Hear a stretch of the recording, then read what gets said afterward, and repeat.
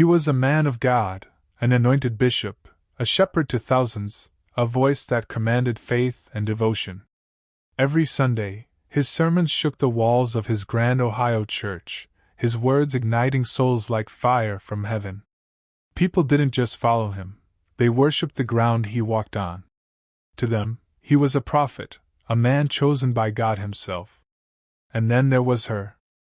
A woman of elegance, grace, and unwavering faith. The perfect First Lady. She stood beside him, her voice lifting in song like an angel sent straight from the heavens. Their love was the kind that made people believe in miracles, the kind that belonged in biblical love stories, the kind that seemed untouchable. But what happens when the foundation of faith is built on a lie?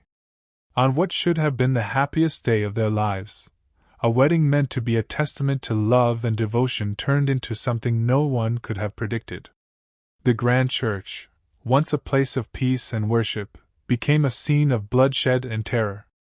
A congregation, dressed in their Sunday best, watched in horror as screams filled the air, gunshots rang out, and the altar became a graveyard of broken vows and shattered illusions. A wife scorned. A husband exposed. And a secret so dark that it drove a woman of faith to commit the ultimate sin, murder in the house of God. How did a sacred union turn into a tragedy?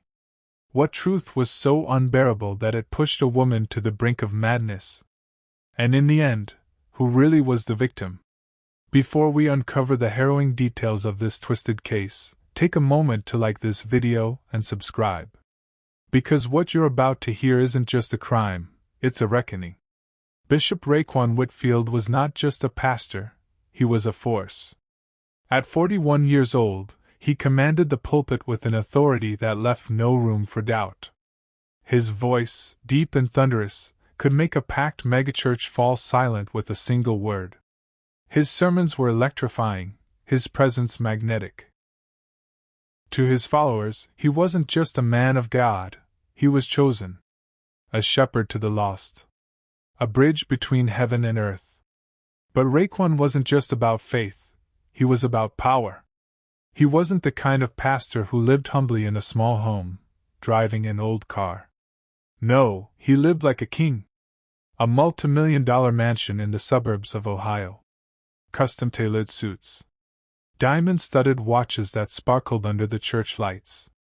He preached about prosperity, and he embodied it. Politicians, celebrities, even Fortune 500 CEOs sought his guidance.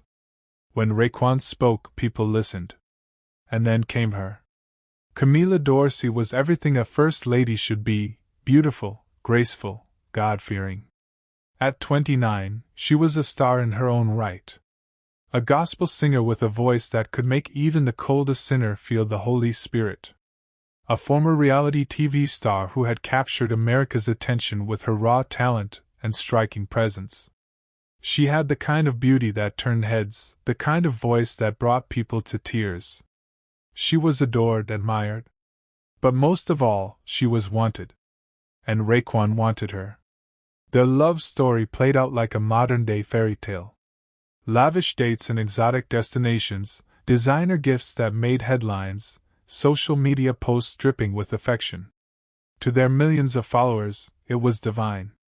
Two powerful figures brought together by faith, destined to do God's work side by side. When Raekwon proposed, it wasn't just a moment, it was an event. A private island. 1,000 candles lighting the shoreline. A custom-made ring so massive it could be seen from across the room. Camilla said yes, and the internet exploded. Their wedding was set to be the biggest religious event of the year. Not just a ceremony, but a spectacle. High-profile guests, politicians, gospel legends, reality stars, even a few Hollywood elites. A custom-built cathedral adorned with golden chandeliers, white roses, and a grand altar where they would vow to love each other until death. Thousands would watch live, hanging on to every word, every tear, every declaration of undying devotion. They were unstoppable. They were divine.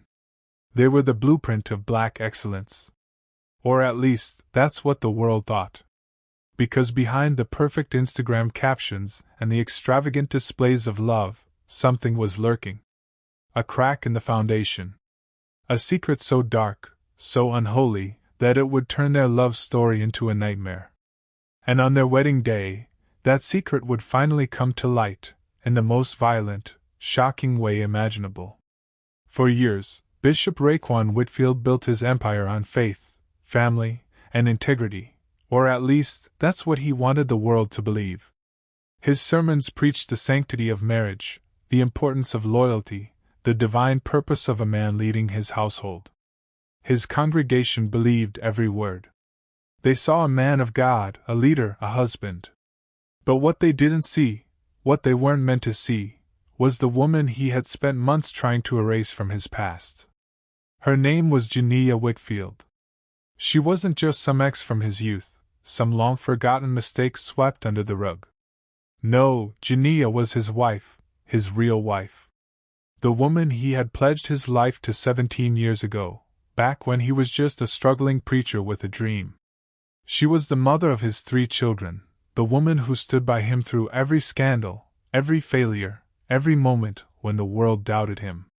She had given him her youth, her devotion, her soul. And in return, Raekwon had given her lies.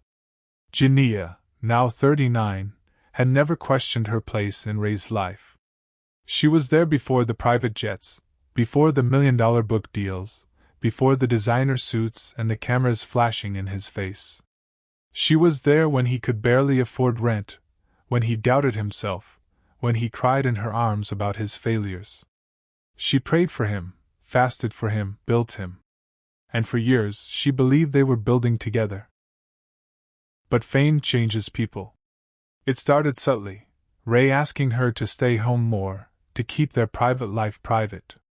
Then came the photos, pictures of him at high-profile events with industry elites, smiling next to women half her age, dressed in glittering gowns.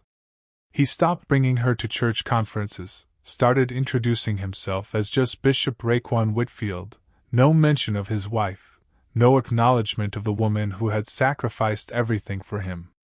And then came Camila. Jania had seen the name before, whispered in the corners of gospel circles. A rising star. A beauty queen with a golden voice and a picture-perfect smile. A woman the industry adored. At first, Jania didn't think much of her. After all, Ray was a pastor. He mentored young artists all the time. But then the rumors started. First, it was a few blogs speculating about their closeness. Then, social media caught fire. Pictures of Ray and Camila in matching outfits, laughing together in exotic locations. She scrolled through the comments. They're such a beautiful couple. God truly brought them together. I want a love like this. A love like this? Jania's stomach twisted. She confronted Ray, her voice shaking, the pain clawing at her throat. He laughed, brushing her off with that smooth, practiced charm. You know how people gossip, baby, he told her. You really think I'd throw everything away over some internet rumors? And for a moment, just a moment, she wanted to believe him. She needed to. But the invitations shattered any illusion she had left. A friend had sent them to her, hesitant, unsure how to break the news. A glossy, gold-embossed wedding invitation, elegant and expensive. The holy union of Bishop Raekwon Whitfield and Camila Dorsey.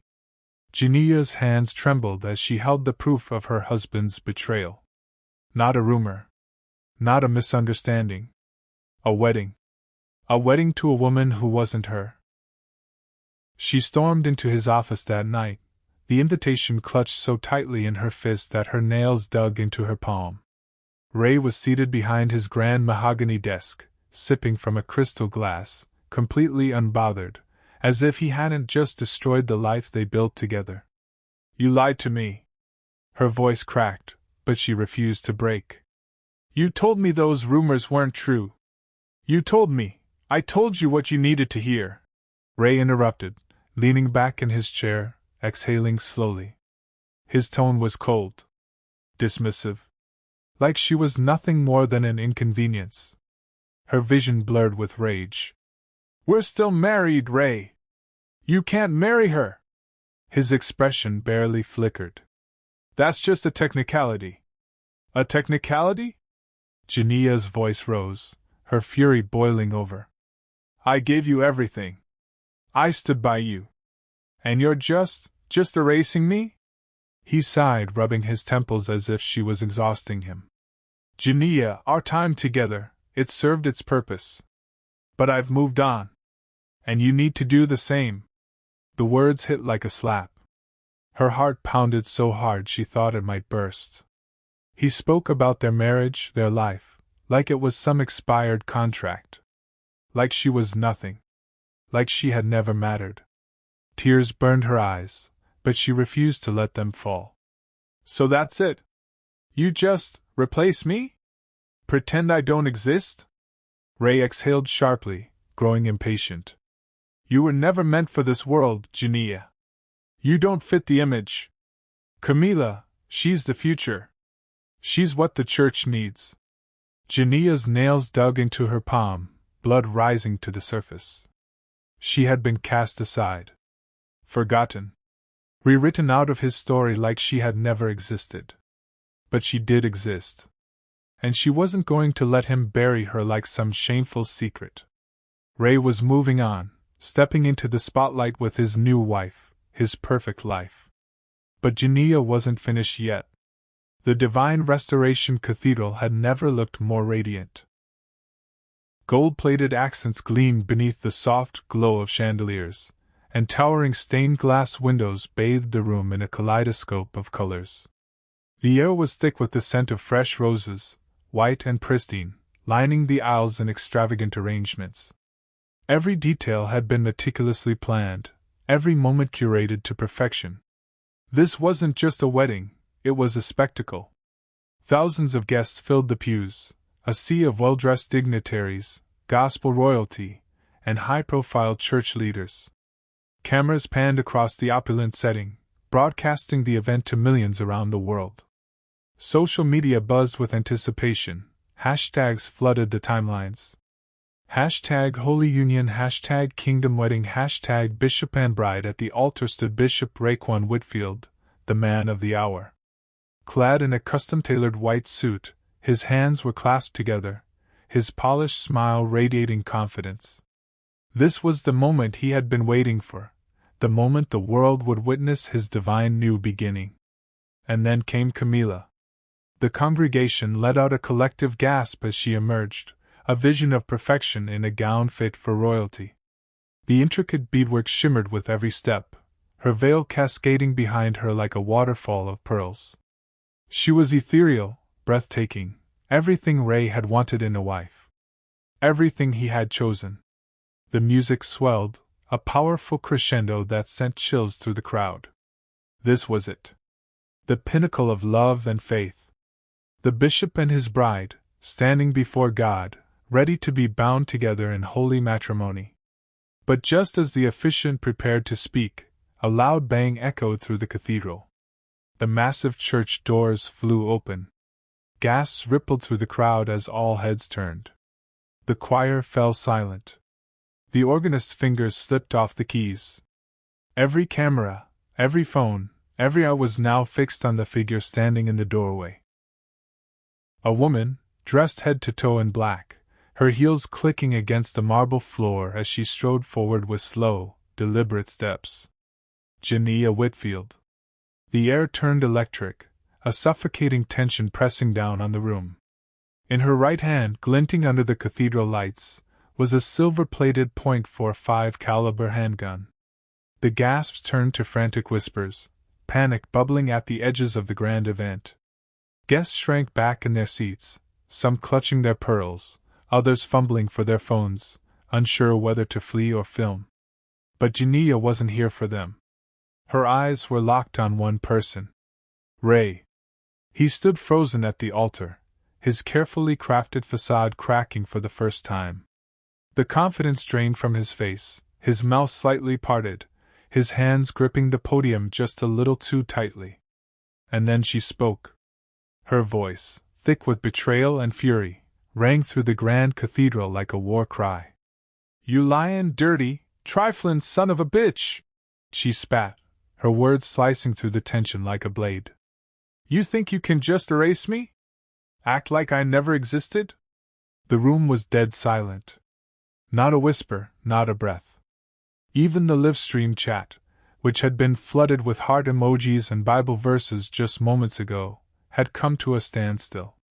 Camila took a step back, her veil trembling as she turned to Ray, confusion and horror etched across her face. "Ray!" Her voice was barely above a whisper. "What is she talking about?" Jania let out a bitter laugh, pulling something from her purse with her free hand. A crisp, official document, bold letters printed across the top. A marriage certificate. She held it high, making sure the cameras caught every detail. "I'm still his wife," she announced, her voice unwavering. "Legally. Spiritually. In every damn way that matters. 17 years. 3 kids. And this man of God," she practically spat the words, "had the audacity to stand here today and act like I never existed." The murmurs exploded into full-blown chaos. Guests turned to each other, whispering, pointing, eyes darting between Jania, Ray, and Camila. The wedding party stood frozen, the bridesmaids clutching their bouquets like lifelines. Some of the older women in the congregation clutched their chests, whispering prayers under their breath. Ray's mask was slipping. He glanced around, calculating. Cameras were still rolling. This moment, this disaster, was being broadcast to millions. His congregation. His followers. His brand. But Jania wasn't finished. "You lied to me," she said, her voice raw. "You stood in my face and told me this was just gossip. That it was nothing." Her eyes burned into his. "But it wasn't nothing, was it, Ray? You were gonna stand up here, take vows with another woman, while I was still your wife." Camila's eyes widened. "Tell me she's lying." Her voice cracked. "Tell me she's lying, Ray." But he couldn't. The weight of his silence crushed the room. And that was when the dam broke. Camila let out a strangled sob, stepping away from him like he was a plague. The guests erupted, some gasping in shock, others pulling out their phones to capture the scandal unfolding in real time. The officiant, sweating under the lights, glanced between Ray and Jania, unsure whether to continue or call for security. But Ray knew the truth. It was over. His empire, his reputation, his perfect rebrand, it was crumbling before his eyes. And standing at the center of it all, bathed in the golden light of the cathedral, was Jania Whitfield. The woman he tried to erase. The wife who refused to be forgotten. The cathedral had descended into chaos. Guests screamed, chairs scraped against the floor as people scrambled for cover, and the pristine wedding decor, so carefully arranged just moments ago, became nothing more than a backdrop to sheer panic. At the altar, Bishop Raekwon Whitfield stood frozen, his world crumbling in real time. His hands were raised, not in prayer, but in desperation. His voice, once so commanding, so powerful, now wavered as he spoke. "Jania, please!" But the woman standing before him, the woman he had spent months trying to erase, was beyond pleading. Jania's face was streaked with sweat and tears, her chest heaving, her grip on the gun steady. "Please?" she spat, her voice laced with disbelief. "You want to beg now? After everything you did? After you sat in my house, at our table, and lied to my face? After you told me I was crazy, told our kids I was crazy, while you were out here planning a whole damn wedding?" Her words came fast, heated, fueled by years of betrayal. Camila had backed away, her veil trembling with every breath she took. She looked at Ray, her eyes wide with confusion, with heartbreak. "You told me you were divorced," she whispered. "You promised me." Ray's hands trembled at his sides. I was going to. You were gonna what?" Jania screamed. "Wait until you had me locked away in some psych ward? Wait until I finally just gave up and disappeared so you could parade this fraud around like she was your wife? Like I didn't exist? Ray took a cautious step forward, his voice soft, measured. Jania, let's talk about this. Let's go somewhere private, just you and me. Please, just... Bang. The gunshot tore through the cathedral like thunder. A collective gasp erupted from the crowd as Ray stumbled backward, his pristine white suit now marred by a blooming red stain on his shoulder. His hand clutched at the wound, his knees buckling as pain shot through his body. Panic exploded through the church. People screamed, some ducking beneath pews, others rushing for the exits. The once luxurious ceremony had turned into a war zone, and all anyone could do was try to survive it. Jania's breath was ragged, but she wasn't finished. Ray groaned, struggling to keep his balance, his free hand gripping the pulpit.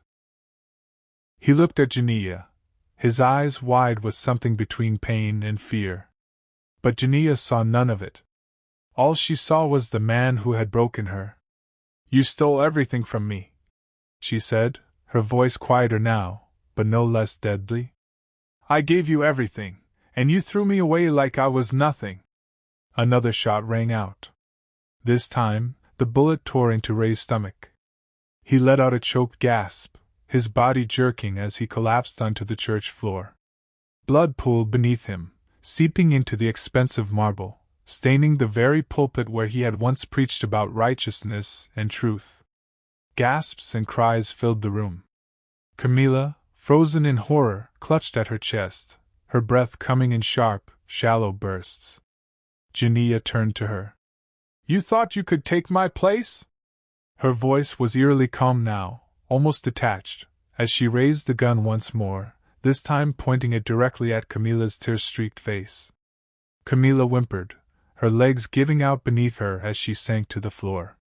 But before Jania could pull the trigger, a sudden force slammed into her from the side. An off-duty police officer, one of the many high-profile guests in attendance, had launched himself at her, tackling her to the ground. The gun skidded across the floor, spinning out of reach as he pinned her down, his knee pressing into her back. Jania screamed, thrashing beneath him, but it was over. The cathedral doors burst open again, this time with a flood of uniformed officers storming in, their weapons drawn. Paramedics rushed to Ray, working frantically to stabilize him as blood continued to seep from his wounds. His face was pale, his breath weak, his once powerful voice reduced to feeble gasps. The entire world had witnessed his fall. The wedding of the century had ended in bloodshed, broadcasted to millions in real time. And as Jania was dragged away in handcuffs, her screams echoing through the grand cathedral, one truth remained undeniable. This wasn't just the end of a marriage. This was the destruction of a kingdom. The fallout was instant and brutal. Within minutes of the shooting, the world had already begun to dissect every angle of the scandal. News outlets flooded the airwaves with breaking reports, each headline more sensational than the last. Wedding Day Massacre, Jilted Wife Shoots Megachurch Pastor, Bishop's Secret Marriage Exposed in Shocking Attack. Holy Matrimony Turns to Holy Mayhem. Social media was a battleground. Some people saw Jania as a woman scorned, a wife betrayed and discarded for the sake of image and ambition. They flooded comment sections with sympathy, arguing that Ray had pushed her to the breaking point. Others painted her as a deranged woman consumed by vengeance, a ticking time bomb that finally exploded. The debate was endless, but one thing was certain: nobody would ever forget the moment she stormed into that church. Meanwhile, Divine Restoration Ministries was crumbling. The church that Ray had spent years building, the empire he had molded in his own image, was in free fall. Congregants felt betrayed. Many abandoned the church, disgusted by the lies, the hypocrisy, the deception. Donations dried up. Former allies distanced themselves, eager to avoid the wreckage. The same pastors and politicians who once praised Ray were now condemning him, calling him a fraud, a man who had built his kingdom on falsehoods. As for Camilla, she vanished from the public eye. The woman who had been moments away from becoming the most powerful first lady in the church world was now a symbol of humiliation. Her fairy tale had ended in blood and disgrace, and she wanted nothing more than to disappear. Ray, lying in a hospital bed, battered and broken, could do nothing but watch his empire burn. The trial became just as much of a spectacle as the wedding that had ended in blood. Cameras flashed as Jania was led into the courtroom, her face expressionless, her once carefully styled hair now dull and lifeless. She was no longer the fiery woman who had stormed into that church, gun in hand. She looked hollow, as if the weight of everything had finally crushed her. The charges were severe: attempted murder, aggravated assault, illegal possession of a firearm in a place of worship. If convicted, she was facing decades behind bars. The prosecution wasted no time painting her as a cold-blooded woman scorned, someone who had carefully plotted a public execution out of sheer jealousy and rage. They played the wedding live stream in court, pausing at the exact moment she raised the gun. The gasps in the courtroom were just as sharp as they had been that day. But the defense fought back. They called Jania a victim in her own right, a woman who had given her life to a man who used her, discarded her, erased her. A woman who had been pushed to the edge by the ultimate betrayal. They brought up the years of sacrifice, the 3 children she had raised, the lies Ray had told to build his perfect image. "How much can one woman take before she breaks?" her attorney asked the jury. And then there was Ray himself. When he took the stand, he was a shadow of the powerful man he once was. He spoke in a frail, broken voice, his once commanding presence now dulled by pain and shame. He recounted the moment he saw Jania enter the church, the panic in his chest, the shock of the gunfire. But when asked about his past lies, the secret marriage, the deception, he had no defense. "I was wrong," he admitted, his voice barely above a whisper. For 3 days, the jury deliberated. When they returned, the verdict was clear: guilty. At sentencing, the courtroom was silent as Ray spoke one last time. "I forgive her," he said, looking toward the woman who had nearly ended his life. "She needs help, not prison." But his plea for mercy fell on deaf ears. The judge, unmoved, handed down a sentence that sent shockwaves through the courtroom. 38 years. No parole. Jania barely reacted as the sentence was read. Maybe she had already made peace with her fate. Maybe, in her eyes, she had lost everything long before that day. As she was led away, she didn't look back. The woman the world had once ignored was now the woman it would never forget. Deception, betrayal, and unchecked ambition, 3 forces that turned a celebrated love story into a waking nightmare. Bishop Ray Whitfield built his empire on faith, preaching about loyalty, honesty, and the sanctity of marriage. But behind the pulpit, he was living a lie. And in the end, that lie didn't just cost him his reputation, it nearly cost him his life. Jania Whitfield spent 17 years standing by his side, believing she was part of something sacred, something real. But when she realized she had been erased, discarded like she never existed, the weight of that betrayal became unbearable. Her love turned into rage, her heartbreak into fury, and in one explosive moment, everything shattered. But was she a woman pushed too far, or did she take justice into her own hands in a way that can never be justified? Could this tragedy have been avoided if Ray had simply told the truth? Or was this always destined to end in disaster? What do you think? Was Jania a victim of betrayal, or was her reaction inexcusable? Let us know in the comments. If this story shocked you, make sure to like this video and subscribe for more cases where love, lies, and betrayal collide in the most horrifying ways.